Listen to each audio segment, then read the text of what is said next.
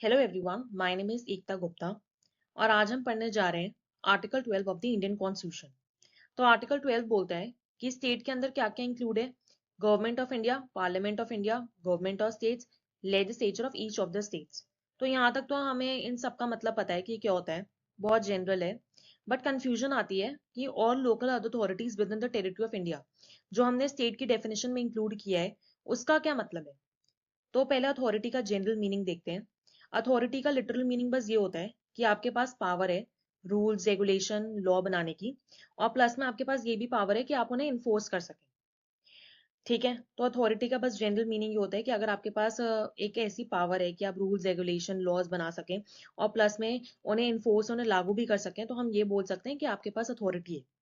अब ये जो टर्म लोकल अथॉरिटी उसका क्या मतलब है। तो section 3 clause 31 general clauses act simply बोलता है कि लोकल अथॉरिटी के अंदर आता है म्युनिसिपल कमेटी। जैसे कि म्युनिसिपल कमेटी होती है एक कमेटी जो आपने देखा होगा रिस्पॉन्सिबल होती है गार्बेज कलेक्शन के लिए, या फिर ये मेंटेन करने के लिए कि जो रोड है उनका क्लिनलीनेस बना रहे, cleanliness of the roads, water supply हो। देन डिस्ट्रिक्ट बोर्ड की बात करें तो उसमें भी यही होता है कि ये ज्यादातर रूरल एरियाज या डिस्ट्रिक्ट में एग्जिस्ट करती है और देखती है कि जो पब्लिक सर्विसेज होती है उनकी जो फैसिलिटीज वो पब्लिक को अवेलेबल हो, जैसे हेल्थ केयर हो गया या फिर एजुकेशन हो गया। देन बॉडी ऑफ कोर्ट जो होती है वो भी एक स्पेशल ऑर्गेनाइजेशन होती है जो कि गवर्नमेंट द्वारा सेटअप की जाती है किसी भी एक स्पेसिफिक जॉब जो भी गवर्नमेंट असाइन करती है उसके लिए। देन कमिश्नर्स जो टॉप ऑफिसर्स होते हैं उनको कुछ फंक्शंस दिए जाते हैं by the government only. Then other authority, कोई भी अदर अथॉरिटी जो कि गवर्नमेंट जिनको ऑथराइज करती है, जिनको पावर्स देती है ताकि वो कुछ फंक्शंस परफॉर्म करें या फिर फंड्स को मेंटेन करें, जैसे कि पंचायत आप ले सकते हैं इसका एग्जांपल। अब कंफ्यूजन आती है कि अदर अथॉरिटीज जो है वो क्या है, क्योंकि उसकी डेफिनेशन कॉन्स्टिट्यूशन में नहीं दे रखी, या फिर इनफैक्ट कहीं पे भी अदर अथॉरिटीज की डेफिनेशन नहीं दे रखी। जैसे लोकल अथॉरिटी की तो डेफिनेशन हमने किसको रेफर की, सेक्शन 3 क्लॉज 31 और जनरल क्लॉजेज एक्ट से हमने लोकल अथॉरिटी की डेफिनेशन निकाल ली। बट अदर अथॉरिटीज की डेफिनेशन ना कॉन्स्टिट्यूशन में दे रखी है ना कहीं और दे रखी है। तो इसको हमने कैसे इंटरप्रेट किया है, जो सुप्रीम कोर्ट है, जो बाकी जो कोर्ट्स हैं, उन्होंने बहुत सारे केस लॉज दिए हैं जिसमें अदर अथॉरिटीज जो टर्म है उसको इंटरप्रेट किए। अब इसके अलावा मैं ये समझती हूँ कि आपको दो टर्म्स जो है वो पता होनी चाहिए, यानी कि vertical and horizontal application of these fundamental rights. पर उससे पहले सबसे पहले ये जानना जरूरी है कि हम ये स्टेट जो है वो क्यों पढ़ रहे हैं, मतलब कि ये स्टेट का कॉन्सेप्ट क्यों इंपॉर्टेंट है। स्टेट का कॉन्सेप्ट इसलिए इंपॉर्टेंट है क्योंकि अगर कोई भी बॉडी स्टेट होगी तो आप अपने फंडामेंटल राइट्स उनके अगेंस्ट इन्फोर्स कर सकते हैं directly under article 32 of the Indian constitution.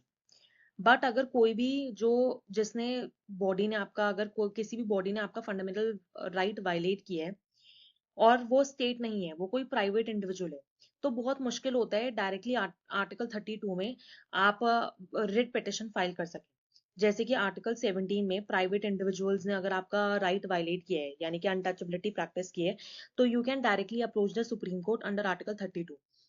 But बाकी सारे अगर फंडामेंटल राइट्स कोई प्राइवेट एंटिटी या प्राइवेट इंडिविजुअल वायलेट करते हैं तो आप सुप्रीम कोर्ट नहीं जा सकते, पर हाँ आप आर्टिकल 226 में हाई कोर्ट में जा सकते हैं। बट अगर कोई भी जो बॉडी जिसने आपका फंडामेंटल राइट वायलेट किया है वो स्टेट है, वो इन सब कैटेगरी में आती है, government of India, parliament of India और बाकी सब कैटेगरी में आती है, तो आपके पास के पावर है कि आप डायरेक्टली सुप्रीम कोर्ट के पास जाएं under article 32 of the Indian constitution. तो इसी से भी ये कॉन्सेप्ट होता है कि vertical application of fundamental rights का मतलब होता है ऐसे fundamental rights which you can enforce against the state, और horizontal application of fundamental rights होता है कि ऐसे fundamental rights which you can enforce against private entities और private individuals and not against the state directly. अब सबसे important case towards the interpretation of the term other authorities, university of Madras versus Shanta by 1954। तो इसमें क्या बोला गया, जो term other authorities हमने आर्टिकल 12 में यूज किया है उसको हमें ऐसे इंटरप्रेट करना पड़ेगा कि उसके अंदर सिर्फ वही अथॉरिटीज आ सकती है जो कि सिमिलर है ऊपर वाली अथॉरिटीज में। मतलब कि जो हमने ऊपर अथॉरिटीज मेंशन करी है ना, फॉर एग्जांपल जो गवर्नमेंट हो गई, गवर्नमेंट ऑफ स्टेट्स हो गई, सेंट्रल गवर्नमेंट हो गई, लेजिस्लेचर ऑफ द स्टेट्स हो गई, तो यानी कि सिर्फ ऐसी अथॉरिटीज ही इन इस पूरे टर्म अदर अथॉरिटीज में हम इंक्लूड कर सकते हैं। इसलिए हमने यहाँ पे टर्म यूज किया है एडजस्टम जेनरस, जिसका मतलब होता है कि of like nature of the same kind, ठीक है, यानी कि अदर अथॉरिटीज में सिर्फ एक ऐसी अथॉरिटीज आ सकती है जो कि सेम काइंड की है या सेम नेचर या लाइक नेचर की है as those authorities that are mention above. For example government हमने मेंशन किया, लेजिस्लेचर मेंशन किए। तो सीधे शब्दों में अगर बोलें तो इसका मतलब other authorities means those authorities that are capable of performing governmental और सॉवरेन फंक्शंस। गवर्नमेंटल और सॉवरेन फंक्शंस का मतलब होता है कि ऐसे फंक्शंस जो सिर्फ गवर्नमेंट ही परफॉर्म कर सकती है, वो कोई भी प्राइवेट बॉडी नहीं परफॉर्म कर सकती। जैसे प्राइवेट बॉडी क्या क्या फंक्शंस में आ सकती है, हेल्थ केयर प्रोवाइड कर सकती है, एजुकेशन प्रोवाइड कर सकती है, ट्रांसपोर्टेशन प्रोवाइड कर सकती है। बट अगर लॉ एंड ऑर्डर को मेंटेन करना है, फॉर एग्जांपल आप ले लीजिए, अगर हमें लॉ एंड ऑर्डर को मेंटेन करना है तो वो कोई प्राइवेट बॉडी नहीं कर सकती, वो सिर्फ हमारी जो गवर्नमेंट है वही लागू करवा सकती है। यानी कि किसके थ्रू, जैसे पुलिस हो गया, ठीक है, उसके थ्रू ये पूरा लॉ एंड ऑर्डर मेंटेन करेंगे। तो वो एक ऐसा फंक्शन है जिसके लिए रिस्पॉन्सिबल सिर्फ गवर्नमेंट हो सकती है, हम किसी प्राइवेट बॉडी को उसकी रिस्पॉन्सिबिलिटी नहीं दे सकते। इसमें नेक्स्ट केस आता है Ujjam Bai versus state of UP 1962। अब सुप्रीम कोर्ट ने बोला कि ये जो university of Madras versus Shanta Bai में हमने अदर अथॉरिटीज को इंटरप्रेट किया था with respect to the term ejusdem generis, तो सुप्रीम कोर्ट ने इसको रिजेक्ट कर दिया और ये बोला कि अगर हम बोलते हैं कि अदर अथॉरिटीज को हमें ऐसे इंटरप्रेट करना चाहिए कि उसमें सिर्फ वही अथॉरिटीज आएंगी जो लाइक नेचर की है या सेम काइंड की है, तो उसका बहुत ही नैरो स्कोप हो जाएगा। तो इतना नैरो स्कोप हमें नहीं रखना, इसलिए ये जो पूरी डॉक्ट्रिन थी वो सुप्रीम कोर्ट ने मना कर दी टर्म अदर अथॉरिटीज पे अप्लाई करने के लिए। इसके बाद थर्ड इंपॉर्टेंट केस है Rajasthan state electricity board versus Mohanlal 1967। इसमें भी ये जो डॉक्ट्रिन थी एजस्टिम जेनरिस उसको अप्लाई करने से मना कर दिया और ये बोला कि जो टर्म अदर अथॉरिटीज है उसके अंदर ऐसी कोई भी बॉडी आ सकती है जो या तो कॉन्स्टिट्यूशन द्वारा बनाई गई है, मतलब कॉन्स्टिट्यूशन ऑफ इंडिया में उसका मेंशन है कि ऐसी कोई बॉडी एग्जिस्ट कर सकती है, या हमने वो बॉडी किसी भी स्टैट्यूट या किसी पार्लियामेंट ने कोई भी लॉ पास किया उससे हमने वो बनाई है, और वो एक ऐसी बॉडी है जो पब्लिक ड्यूटीज परफॉर्म कर रही है। पब्लिक ड्यूटीज मतलब कि जो हमारी जो पब्लिक है उसको सर्व कर रही है, उसको फैसिलिटीज प्रोवाइड कर रही है, तो हम उसको क्या कंसिडर कर सकते हैं, स्टेट कंसिडर कर सकते हैं under article 12 of the Indian constitution.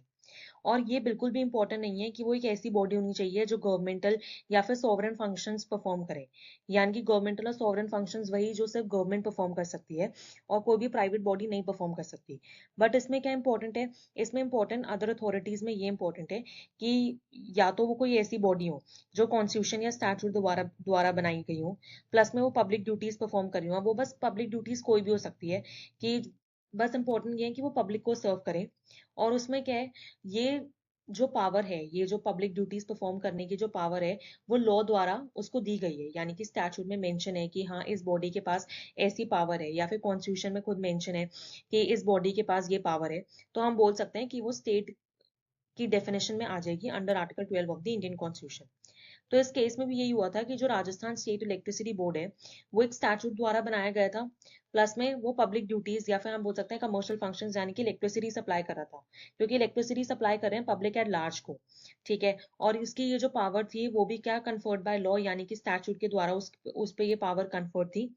तो इसलिए हम बोल सकते हैं कि जो राजस्थान स्टेट इलेक्ट्रिसिटी बोर्ड है वो टर्म अदर अथॉरिटीज के अंदर आएगा और इसलिए वो स्टेट है।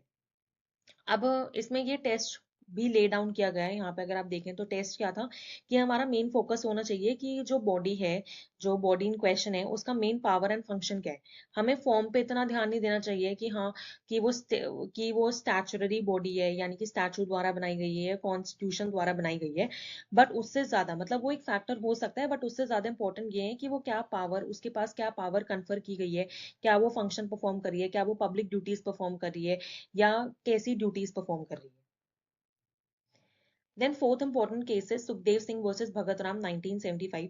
ये बहुत इंपॉर्टेंट केस भी है क्योंकि इसमें एलआईसी, ओएनजीसी और आईएफसी को क्या बोला गया, स्टेट बोला गया।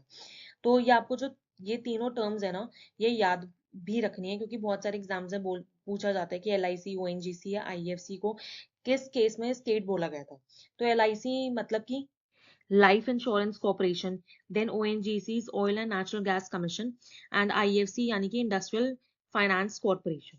तो अब इन्हें स्टेट क्यों कहा गया, एलआईसी, ओएनजीसी और आईएफसी को हमने स्टेट इसलिए कंसिडर किया क्योंकि वो स्टैट्यूट द्वारा बनाई गई है, वो पब्लिक ड्यूटीज परफॉर्म कर रही है यानी कि पब्लिक एट लार्ज को सर्व कर रही है, और वो ऐसे ड्यूटीज या फंक्शंस परफॉर्म कर रही है जो कि बहुत सिमिलर है जो गवर्नमेंट फंक्शंस परफॉर्म करती है, यानी कि ऐसे जो फंक्शंस जो एक्सक्लूसिवली गवर्नमेंट के पास राइट होता है कि वही परफॉर्म कर सकती है, ये ऐसा माना जाता है कि जो गवर्नमेंट है उसके वो प्राइमरी ड्यूटीज या फंक्शंस है।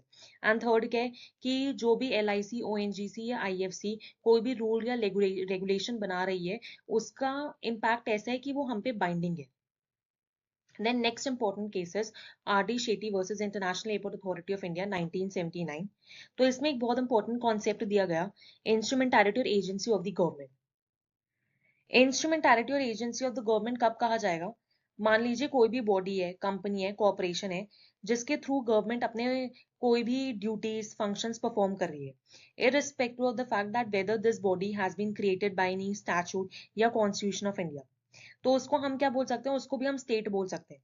तो ऐसे ही इसमें क्वेश्चन था कि ये जो इंटरनेशनल एयरपोर्ट अथॉरिटी है, वो क्या टर्म अदर अथॉरिटीज में इंक्लूड हो सकती है या फिर नहीं।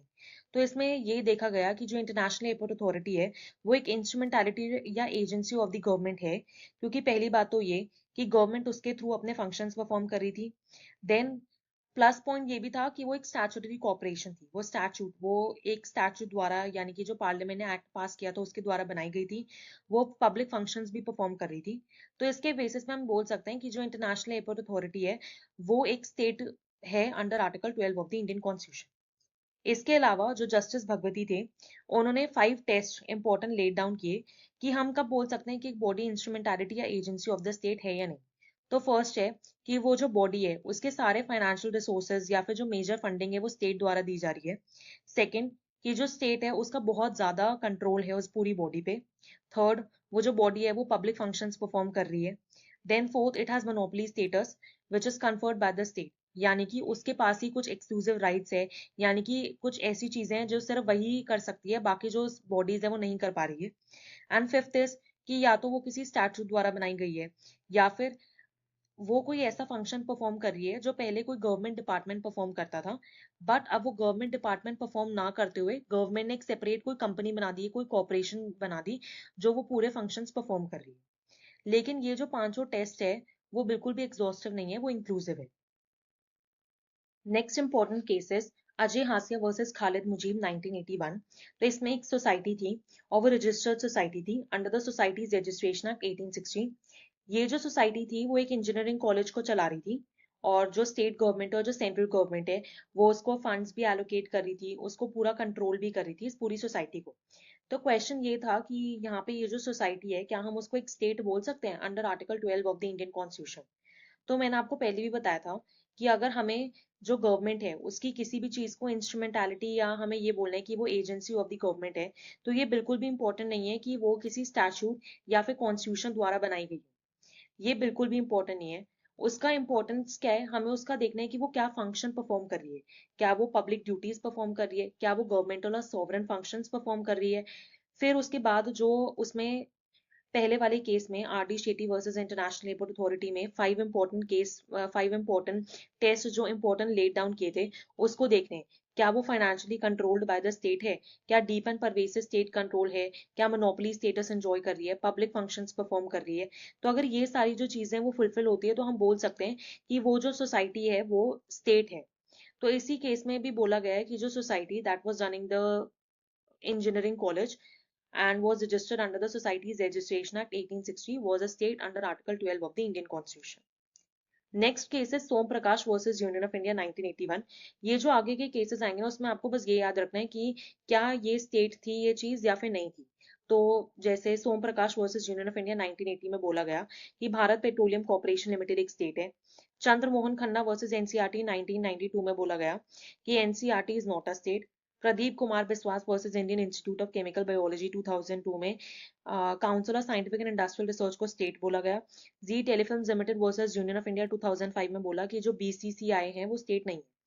तो इसमें जो 7 से लेके 10 तक जो केस लॉज है ना, उसमें ये सारी चीजें याद करनी इंपॉर्टेंट है, क्योंकि ये कई बार कम कॉम्पिटेटिव एग्जाम्स में पूछी जाती है कि एनसीईआरटी स्टेट है या नहीं, या फिर एनसीईआरटी को किस केस में बोला कि वो स्टेट नहीं है। नाउ नेक्स्ट इंपॉर्टेंट क्वेश्चन है कि जुडिशरी स्टेट है या फिर नहीं। तो इससे रिलेटेड कुछ बहुत लैंडमार्क केसेस है। तो पहले दो हैं Naresh versus state of Maharashtra 1967 and AR Antulay versus RS Nayak 1988। तो इसमें क्या बोला गया है, अगर जब जुडिशरी अपना जुडिशियल कैपेसिटी में एक्ट करती है, यानी कि जब जुडिशरी जजमेंट देती है, तो हम उसको स्टेट नहीं कंसिडर कर सकते। बट जब जुडिशरी एडमिनिस्ट्रेटिव कैपेसिटी में एक्ट करती है, यानी कि आपने सुना होगा जैसे अपॉइंटमेंट ऑफ द जजेस जब होता है तो हाई कोर्ट नोटिफिकेशन निकालता है, तो हम तब बोल सकते हैं कि जो कोर्ट है वो अपनी एडमिनिस्ट्रेटिव कैपेसिटी में एक्ट कर रहा है, ना कि अपनी जुडिशरी कैपेसिटी में एक्ट कर रहा है, क्योंकि वो कोई जजमेंट वगैरह तो दे नहीं रहा, सिर्फ नोटिफिकेशन निकाला है for the appointment of the जजेस। तो हम बोल सकते हैं कि एडमिनिस्ट्रेटिव कैपेसिटी में जब वो एक्ट करता है तो हम उसको स्टेट मान सकते हैं, and we can enforce our fundamental rights against the state. ऐसी similarly Riju Prasad Sharma versus state of Assam 2015 में भी ये बोला कि अगर आपको जानना है कि जुडिशरी स्टेट है या फिर नहीं है, तो आप बहुत इंपॉर्टेंट है कि आप पहले डिस्टिंक्शन करें कि क्या वो अपने जुडिशियल फंक्शंस परफॉर्म कर रही है या फिर नॉन जुडिशियल फंक्शंस यानी कि एडमिनिस्ट्रेटिव फंक्शंस परफॉर्म कर रही है। और अगर जुडिशियल फंक्शंस परफॉर्म कर रही है तो it can not be considered to be a state, non judicial functions perform कर रही है तो it can be considered to be a state.